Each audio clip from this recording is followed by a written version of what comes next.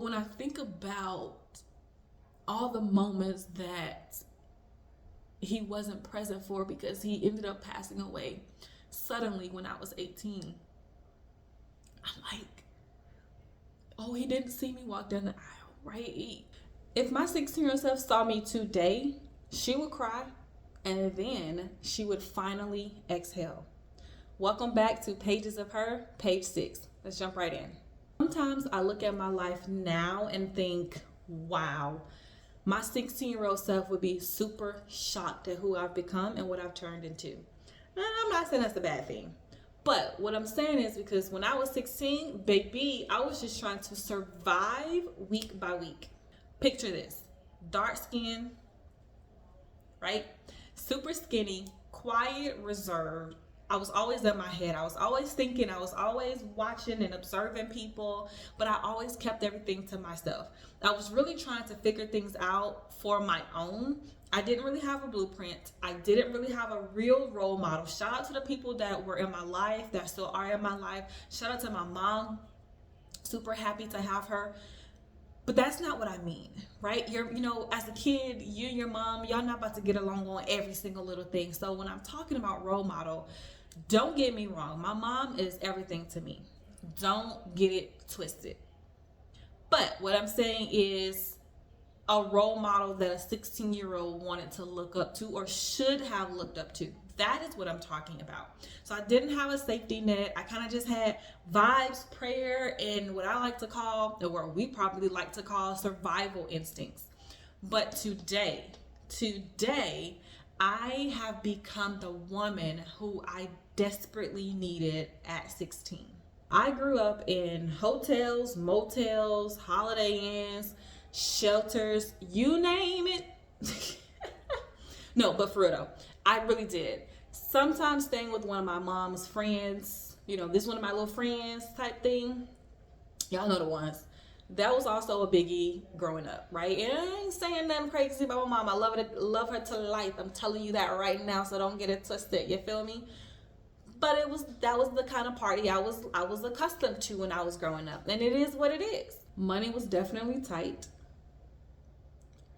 Life was definitely life, and that was, we say that nowadays, but it was a real thing back in the day. Life was definitely life, and right, the stress was super loud. You can't turn it off, no matter where you're looking, where you go, what you do. Childhood felt like something that other people got to experience, and it's not that I didn't have a good childhood. I mean, I did. But in the moment when you're in the thick of it, you don't realize how crazy your upbringing is until you grow up, take a step back, and you think, oh man, this was the way, this is how I was living, this wasn't cool. But sometimes in the moment you just think this is life. This is just how we do. We don't have to have heat all the time. We don't have to have hot water. We don't have to have real food. Go to the food pantry. Food stamps was a thing. Like, people are talking about food stamps now, and it's just like one of those things where people are like bragging about food stamps. You didn't necessarily brag about food stamps back then, but it was for sure a way of living for me. What I tell y'all, I've lived on the west side of the city, the east side of the city, the south side of the city. Not a little bit on the south side, but mostly it was west and east side. And now I'm living in the north side as an adult, right? So I was like, hey, I mean, I didn't live in the north side when I was a kid, so I might as well try it out. That is what I'm doing now. But when I'm thinking about, again, the 16-year-old me, I remember being that girl who wanted to be chosen so badly. I think I was one of those people, I know I was one of those people that would get picked last. And I didn't get picked last because I was stupid or anything. I think I just got picked last because no one really got to know who I was. Like, I was there. I was just there. Nobody got to really see me, and I really held up a huge brick wall. Don't think I did that on purpose. I just realized that I was the type of person, the type of kid that enjoyed observing other people, listening to other people, watching how they move, what they say, how they interact with each other. And that was just something that I enjoyed doing. I didn't anticipate being on the outside. I didn't anticipate being the person that was always on the outside looking in at all. But that's kind of what happened. So now you're like, okay, Shakila, what about your dad? What you haven't said anything about him? I haven't said anything about him because it's a really touchy subject, to be honest. But this is Pages of Hurt, right? So why not just unfold the book as it was written? I met my dad when I was 11. It's funny because somehow I don't even recall how this happened. I have a sister who's 21 years older than me via my dad. And then I have a brother who's 2 years, 9 months older than me via my mom, right? So I'm the youngest of both. When she was 21, my dad had me, right? My dad was still married to her mom, although they really weren't together. They were, back in that day, separated. I feel like people still say separated here in 2025, but they were separated. So my mom met him, whoop de whoop, one thing led to another, here little chocolate on me come. The day I was born, apparently my dad showed up to the hospital, super drunk, super out of it. He didn't even sign my birth certificate. That's how messed up he was. They wouldn't even allow him inside of the delivery room because of how messed up he was. Like, falling over, drunk, I don't know what else, right? So then fast forward to me being 11 years old. Now, mind you, again, I don't know how this happened. I knew my sister somehow before I knew my dad. And I have no idea how that happened. So one day, we're living with my aunt who graciously took us in once we left someone else, my mom's boyfriend at the time, and we didn't have anywhere to go. So my aunt, my mom's sister, took us in, me, my brother, and my mom, and was there for us through thick and thin, God rest her soul. And one day, as an 11-year-old, I say, let me just call my sister, we chit chat, and then for some reason I'm like, hey, where's my dad? Our dad. And she's like, oh yeah, I got his number. And I'm like, oh, pass me the ditches. What you talking about? Like, come on, like, give me the number. So I call him, and I'm so nonchalant, like, hello? Oh, hey, is this so-and-so? Oh, this is Shakila. I'm your daughter. Can you come over?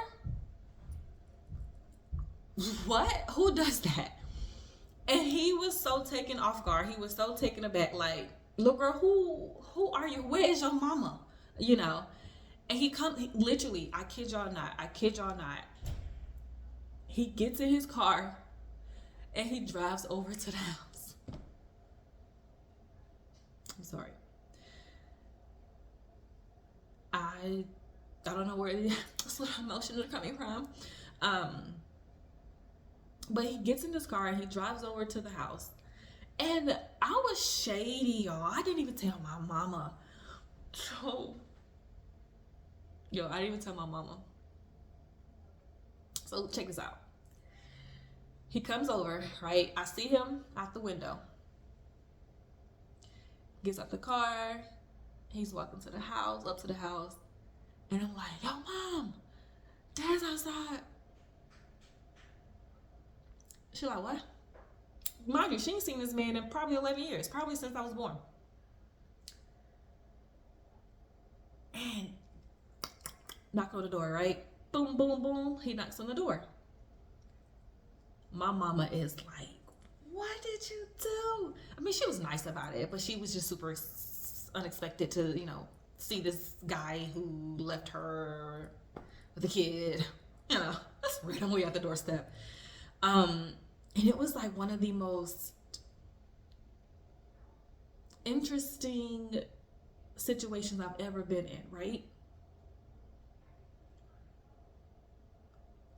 But when I think about all the moments that he wasn't present for because he ended up passing away suddenly when I was 18, I'm like, oh, he didn't see me walk down the aisle, right? He didn't see me graduate.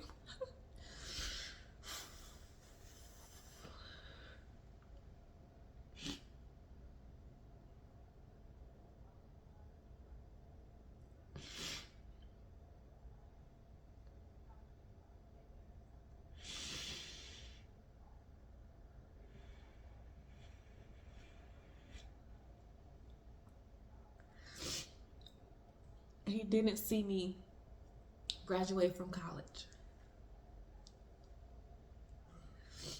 I'm thankful.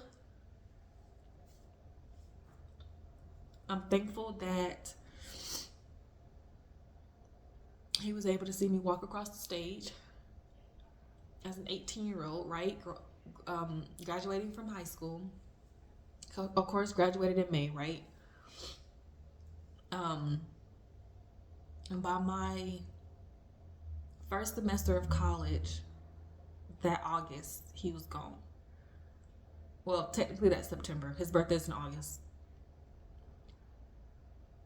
So that's September 13th, 2011.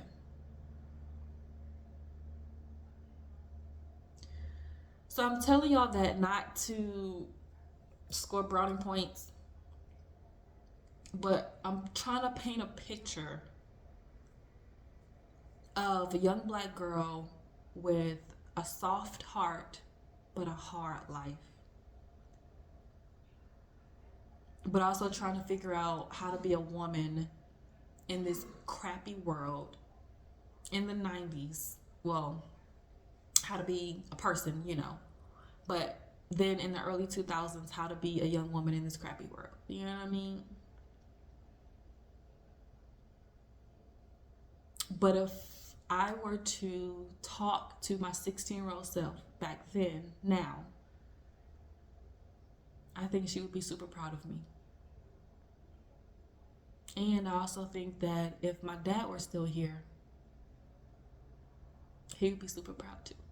At 16, I didn't dream of being rich or famous or on top of the world or on jets or in airplanes. I couldn't even fathom that, right? Like I couldn't even fathom those types of things with my state of mind back then. I really dreamt of peace. I dreamt of security. I dreamt of a life where the bottom didn't have to fall out, or I was afraid of the bottom falling out.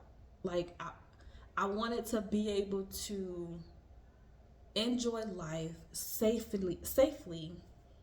I wanted to be a person that could give back to people who I grew up alongside, or people who were in the same situations as me, so they didn't have to go through the crazy things that I had to go through.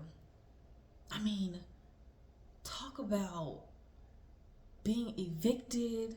Talk about having a gun pulled on your mom in front of you. Talk about your mom getting her butt whooped. Well, my mom was a fighter. Let me just also say that, because she might one day see this video. Mama, you did fight back multiple times, so I apologize. But talk about seeing your mom fight dudes, like grown men, because they want to push on her and hit her. Like, y'all, I wasn't even gonna say this one, but this just brought it together. This was at the time one of my mom's boyfriends. I call him JB. God rest his soul. So we were staying in some little rinky-dink apartment, and I might have been about, I was 9. You want to know how I knew I was 9? Was because when we left there, my mom's friends, who's the first lady of her church, her and her oldest 2 kids came to help us move, and we ended up moving down 5 houses down from her, which happens to be my auntie that I referred to earlier in this episode. So I know I was 9 because I remember that was the age that I met the young lady that I became really close with for several years. But so this one particular instance, I was 9 years old. My brother was 11. And my mom and her boyfriend were fighting. It was Valentine's Day or day before Valentine's Day or something. And I was making my mom a cute heart. Y'all remember you used to take the elbow macaroni and get some Elmer's glue and a little construction paper, and then you put the Elmer's glue on there. Elmer's glue on there, and I made it into a little heart. And I was super excited about my creation. My mom's boyfriend, I don't know if he stepped on it or ripped it or something, just talking off the side of his neck. And my mom, of course, gonna come up and defend me because it's like, what you doing, son? Like, she making this for me. They tussle. I fly out of that apartment so fast. So fast. Like, when I tell you I was in my pajamas, I opened the door, I ran upstairs, and lo and behold, the people that I ran to, they were actually having a party. I'm knocking on the door, I'm crying, boom, boom, boom, boom, boom. And so she lets me in, and she's just looking at me, and I'm just crying. I'm like, he beat my mom, he hit my mom. And I'm in the living room with the people, or the kitchen rather, kitchen living room, and they're just all looking at me. Mind you, it's like 25 people. It's a lot of people in this apartment because they're having a party. And here this little girl come crying, talking about her mom getting beat on. Not one guy said, where do you live? Let me go help. Like, nothing. Like, no. And to think, I never even thought about that before. Like, not one guy was like, hey, let me go help. And I guess they was like, that ain't my problem. That ain't my cross to bear. I ain't doing nothing. And nobody did nothing. So then I called the cops from her place. And then the cops come, of course. It took them a month of Sundays, first of all, to show up. And then I eventually looked out the window at one point, and I saw my mom and my brother walking around, just pacing back and forth, walking around. And it dawned on me, oh, they're looking for me, right? Because I just left. Like, I bolted out the door. I probably had been gone, I don't know if it was 30 minutes, an hour. I have no idea how long I was gone, but I was up out of there. I was up through there, for real. So then I come out, and of course she's relieved because she literally didn't know where I was. But thinking of those types of instances, I don't take what I've gone through lightly, right? And so this is why I'm saying the 16-year-old me, little me, would cry right now if she saw the woman that I have blossomed into. It wasn't a big dramatic moment that changed me or changed my mindset. It was these tiny little pieces, these tiny trails of instances or experiences that occurred that when I looked at it in front of me, I'm like, okay, this is a lot. This is a lot. This is heavy. That 16-year-old me, that little insecure person, became someone with a voice slowly over years of me building up my confidence, years of me learning how to step outside of my comfort zone, years of me standing up to whomever, for whatever, whenever. I slowly started to choose me. A purpose I now had. A vision I now had.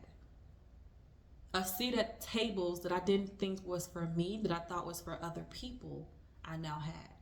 And it's one thing to think about it in this way, right? So healing your younger self through resets and adult choices and lifestyle choices, breaking these generational scripts that we have placed upon ourselves, that we may not even have placed on ourselves to begin with. But if we don't figure out how to break the chain, how to break that cycle, we're going to end up being in the same predicament our parents were. And I ain't trying to do that. I'm giving myself the love that I didn't receive in the way that I think I wanted to receive it. And I also am giving myself permission to move forward without having everything figured out. Every setback has taught me something. The motel rooms, they taught me resourcefulness. The silence taught me awareness. The struggles that I had to endure taught me compassion and care. And not having a role model that I would have wanted taught me how to be one. One thing I know, and two things for sure.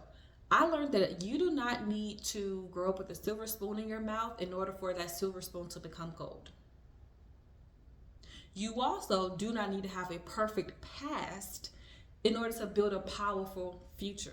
I don't have to be the popular girl or look like the popular girl in order to glow, in order to shine in a way that it matters from my Father above. Because He's going to see all the things that I've done, all the things that I thought about doing, all the things that I wanted to do. And he's going to say to me in the end, well done, my good and faithful servant. That is all I'm striving for.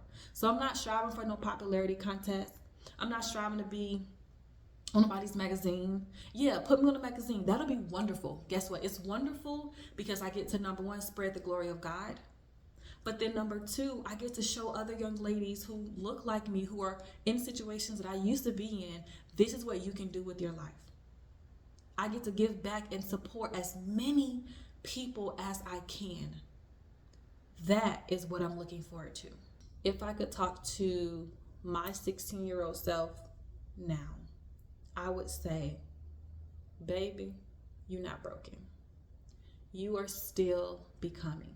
You don't need anyone to choose you. You will learn how to choose yourself. You don't even need permission or approval of people who cannot see your worth.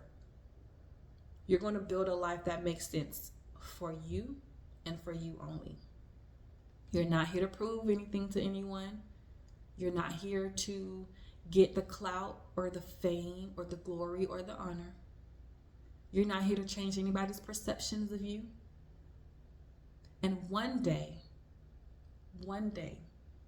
you will stand in rooms that you used to pray about. Glory be to God. Glory be to God. I receive that, y'all. I receive that so much. You have absolutely no idea. You have absolutely no idea. And to the women watching this video right now who may be in their motel season, their survival era, still trying to figure things out, trying to make lemons out of lemonade, you keep going. You keep going. Your future self is coming to rescue you. If you're in the process of becoming the woman you needed at 16, the woman you needed at 21 or 30, just know the journey is yours. Even if it feels slow and like it's slugging along, it's still happening. And it's happening in God's time. One day, you will wake up, look in the mirror, and realize, I didn't just survive this. I transformed. Until the next page, keep growing. Y'all thought I was done? Hold on. Wait a minute. Pause. Go ahead and hit that subscribe button. Go ahead and hit comment. I want to know what your thoughts are. And while you're at it, drop a comment as well. I want to see and get to know you. Go ahead and tell me one thing you thought about, maybe from your childhood, that you are grateful that you got to experience because it has made you into the person you are today. All right?